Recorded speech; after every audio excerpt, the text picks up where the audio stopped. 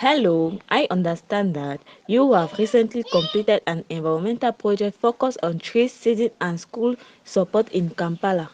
Can you tell me more about how this project came about? Yes, of course. Our team identified a need for more environmental activities in the Kampala area, particularly in regards to reforestation efforts and education on sustainability practices.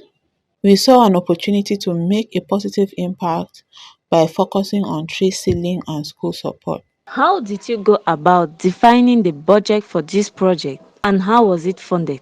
Well, we worked closely with stakeholders and partners in the community to determine the necessary resources for the project. We were able to secure funding from various sources, including grants and donations from individuals who shared our vision for a more sustainable future. Can you share any insight on how you overcame these challenges and ensure a positive impact from the project? Oh, yes. One of the biggest challenges we faced was ensuring that the tree seedlings were properly cared for and maintained after they were planted. We worked closely with local schools and community members to provide training on proper care techniques, and we also implemented a monitoring system to track the growth and health of the trees. In addition, we made sure to involve the community in all aspects of the project so that they felt invested in its success. Overall, we were able to make a significant impact on the social environment.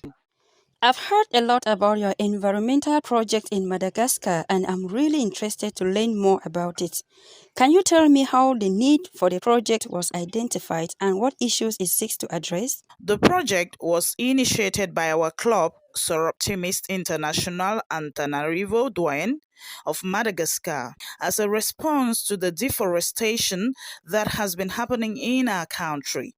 We wanted to make a positive impact by reforesting a piece of land and maintaining it for 15 years. The land had been previously cleared and was barren, and we saw an opportunity to restore it to its natural state. That's great initiative. How was the budget defined and how was the project funded?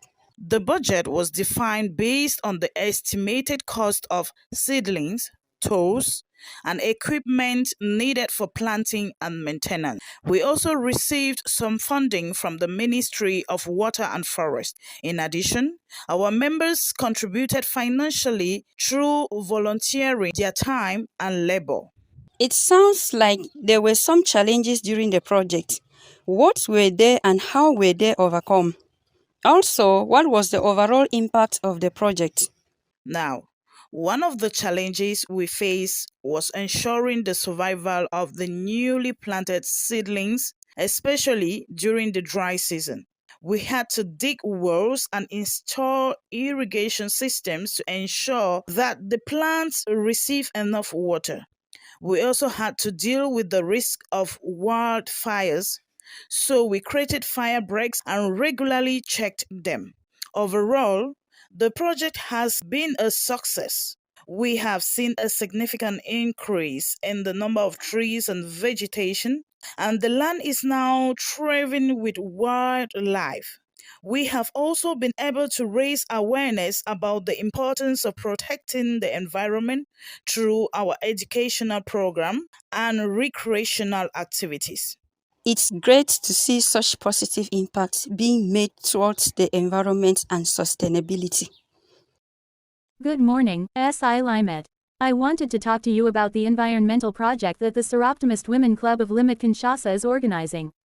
It's wonderful to see that you are distributing young fruit tree plants to plant in the plots. In order to reverse the process of desertification in the city of Kinshasa, a fruit tree in each plot. I was wondering if you could provide some insights on the best practices that you've used to ensure the success of an environment climate change focused project that you've previously delivered.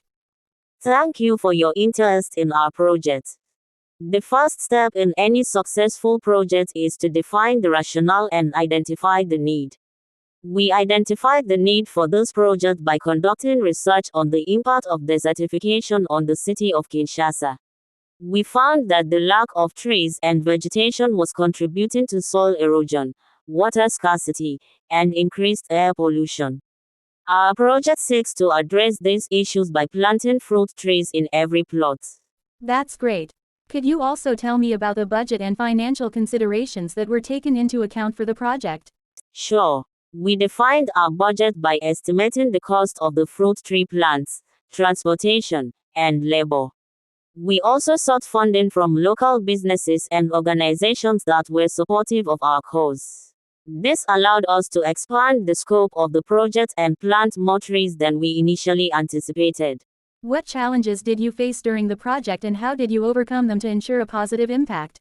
One of the biggest challenges we faced was the lack of awareness and knowledge among the local community about the importance of planting trees.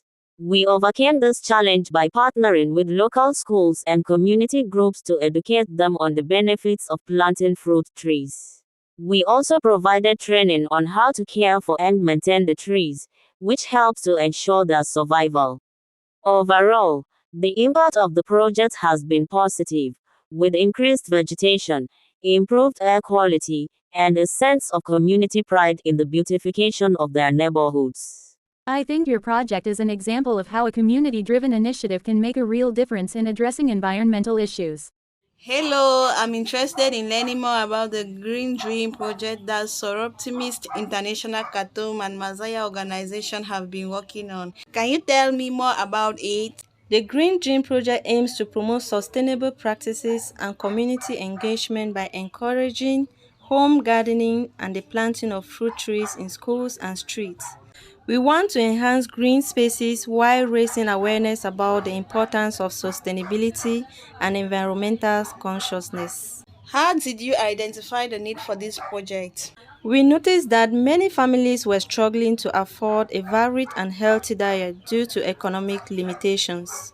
Home gardening can provide a solution by providing fresh and local produce, which can save expenses and provide opportunities to purchase or acquire the type of food.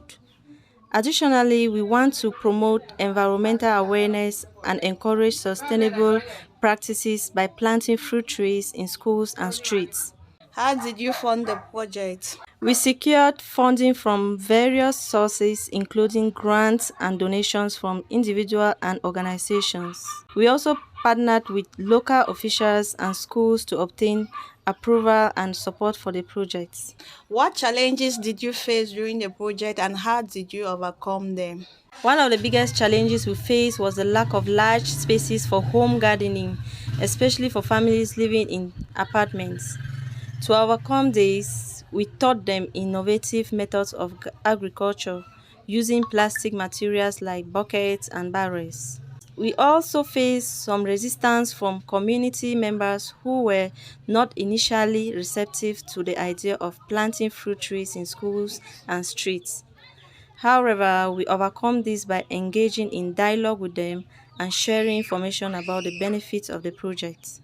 What was the overall impact of the project? The project was a great success. We planted over 2,000 mango, lemon, and guava trees in Khartoum State, and many families were able to enjoy fresh produce from home gardening. We also saw an increase in environmental consciousness and community engagement. Overall, the project helped to promote sustainable practices and improve access to fresh fruits in the community.